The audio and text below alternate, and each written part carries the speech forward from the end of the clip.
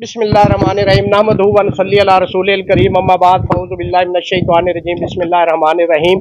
Stage पे बैठी हुई मेरी पाकिस्तान बार कौंसिल से लेके डिस्ट्रिक्ट बार एसोसिएशन तक की तमाम इस्लामाबाद की क़यादत और यहाँ पे आप तमाम दोस्त मीडिया से जो तशरीफ़ लाए, मैं आपका शुक्रिया अदा करता हूँ।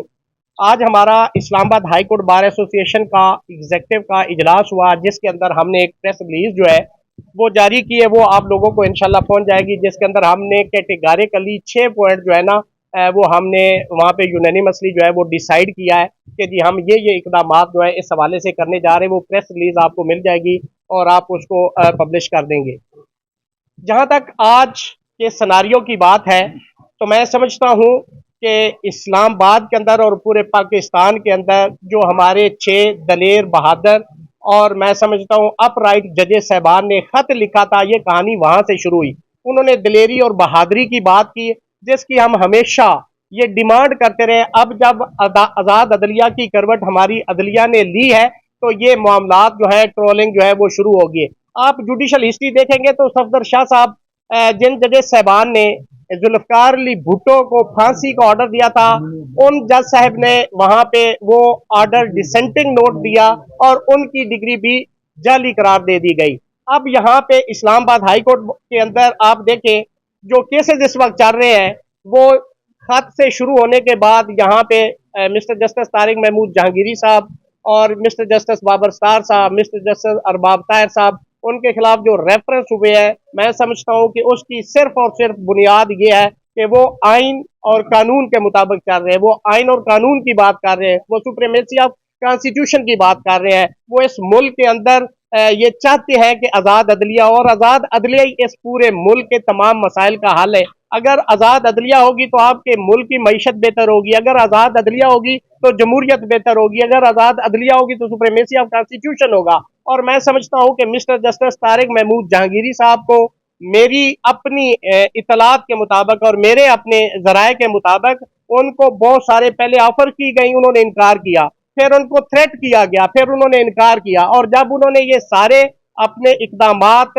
अपने ताई तमाम कोशिशें और काबशें कर ली, तो उन्हें और कोई मिस्टर जस्टिस तारिक महमूद जहांगीरी के खिलाफ कोई मटीरियल, कोई और चीज वो नहीं मिली। वो पंजाबी में कहते हैं ना कि जी आटा गुन्नी हिलनी क्यों है, तो ये आखिरी हल उनके पास था कि आप किसी ना किसी सूरत पे अगर आपने इनको अंडरमाइन करना है, आप उनको स्कैंडलाइज कर दें। अब जिस डिग्री की वो बात कर रहे हैं, जैसे मेरे राबर मेरे रहनुमा अलीम साहब ने फरमाया कि तारिक महमूद जहांगीरी साहब इस बार के डिस्ट्रिक्ट के सेक्रेटरी मुंतखब हुए और उनके अपोनेंट ने उनकी डिग्रियां वेरीफाई करवाई। फिर वो डिस्ट्रिक्ट बार के सदर बने तो उनके अपोनेंट कैंडिडेट्स ने उनकी डिग्रियां वेरीफाई करवाई। फिर वो प्रेसिडेंट हाई कोर्ट बने, उनकी ये तमाम डिग्रियों की वेरिफिकेशन हुई। फिर वो डिप्टी प्रोसिक्यूटर जनरल नैब बने, तब उनकी ये डिग्रियां वेरीफाई हुई। फिर वो डिप्टी अटॉर्नी जनरल बने, फिर उनकी डिग्रियां वेरीफाई हुई। फिर वो एडवोकेट जनरल बने, तब उनकी डिग्रियां वेरीफाई हुई। फिर जब वो जज एलिवेट हुए, तब ये डिग्रियां उनकी सारी वेरिफिकेशन हुई। आज उनको ख्याल आ गया 33 साल के बाद जब उन्होंने कर लिए। अब मैंने अपनी तारीख में बीइंग स्टूडेंट ऑफ लॉ ये पहली दफा सुना है, या डिग्री असली होती है या जाली होती है। मैंने तो ये लफ्ज ही नहीं सुना कि ये डिग्री इनवैलिड है। मैंने किसी कानून में नहीं पढ़ा, किसी रूल्स में नहीं पढ़ा। तो ये सिर्फ और सिर्फ इन जजेस साहबान को, जिनको मैं सैल्यूट मारता हूं कि वो आजाद अदलिया की बात कर रहे हैं, वो खड़े हैं, उन्होंने नो कहा है, हर गैर आईनी अमल करने के लिए उन्होंने नो कहा है। और इस पाकिस्तान की तारीख के अंदर पहले भी एक बुगला तहरीक एक सिर्फ नो कहने पे चली थी। तो मैं मुतनब्बा करना चाहता हूँ उन तमाम खुफिया इदारों का, हम कभी भी आजाद अदलिया के किसी को हाथ मोड़ने मरोड़ने की इजाजत नहीं देंगे। हम उनके साथ खड़े हैं। इस मुल्क के अंदर अगर हमें तहरीक चलानी पड़ी, हम तहरीक भी चलाएंगे।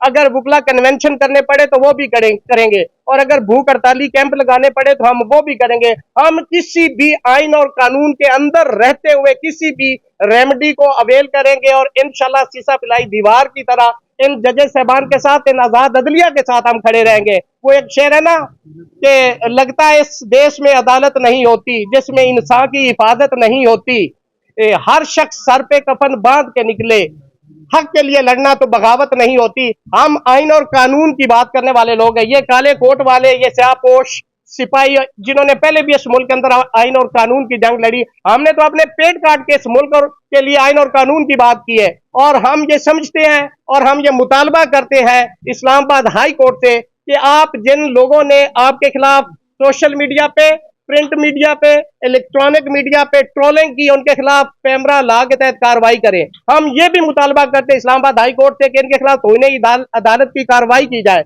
और हम ये भी मुतालबा करते हैं कि जो मीडिया इसको चलाता रहा है, आपने एक फेक न्यूज को आपने इस तरह एक्सप्रेस किया और आपने उसको एक्सपेंड किया कि आपने तो अभी रेफरेंस फाइल हुआ है, आपने फैसला दे दिया और आपने डिक्लेयर कर दिया। आपको कौन सा आइन और कानून इजाजत देता है? लॉ का बड़ा रिनाउंड मैग्जिम है कि आडी अल्टम पार्टम, no one can be condemned unheard. Trial होगा, फैसला होगा, फिर आप बात करें। मैं समझता हूं कि जो मीडिया हाउसेज ने भी अपनी एक नेग्लिजेंस दिखाई है, उसके हवाले से भी उनके खिलाफ भी कार्रवाई होनी चाहिए कि आप एक इतने बड़े स्टेचर के जज साहब को आप ट्रोलिंग कर रहे हैं और उनकी फेक न्यूज आप चला रहे हैं, किसके कहने पे चला रहे हैं? जब तक आपके पास कोई ऑथेंटिक खबर नहीं होती तो आप नहीं चला सकते। हम ये भी मुतालबा करते हैं कि इनके खिलाफ भी कार्रवाई होनी चाहिए। देखें, इस मुल्क के अंदर आइन और कानून तभी आगे चलेगा जब आइन और कानून के अंदर रह के इदारे अपना काम करेंगे। ट्राइकॉटमी ऑफ पावर का जैसे अलीम साहब ने जिक्र किया, कॉन्स्टिट्यूशन के अंदर बता दिया गया है। अल जिहाद trust 96 supreme court page number 324 के अंदर यह बता दिया गया है कि जी इंडिपेंडेंस ऑफ जुडिशरी क्या है, सेपरेशन ऑफ पावर क्या है, तो आपको उसका पाबंद रहना है। और हम इस्लामाबाद हाई कोर्ट के साथ दम में, दर में, सुख ने, सीना तान को उनके साथ खड़े हैं। इंशाल्लाह अभी तो वक्त और जरूरत नहीं है, लेकिन अगर मुस्तकबिल में ये काम ना रुका, ये इसी तरह यके बाद दीगरे फेक, फैक्टिशियस, ग्राउंडलेस, बेसलेस अगर रेफरेंसेस फाइल करके इस अदलिया को अंडरमाइन करने की कोशिश की गई तो इंशाल्लाह ये कॉन्स्टिट्यूशन एवेन्यू पे आपको एक काले कोटों की फौज नजर आएगी। हम इंशाल्लाह तहरीक भी चलाएंगे इस मुल्क के अंदर और हम हर वो इकदाम उठाएंगे जो इस मुल्क के आइन और कानून और जमहूरियत के लिए जरूरी है। हम वो तमाम इकदाम उठाएंगे। आपका बहुत बहुत शुक्रिया।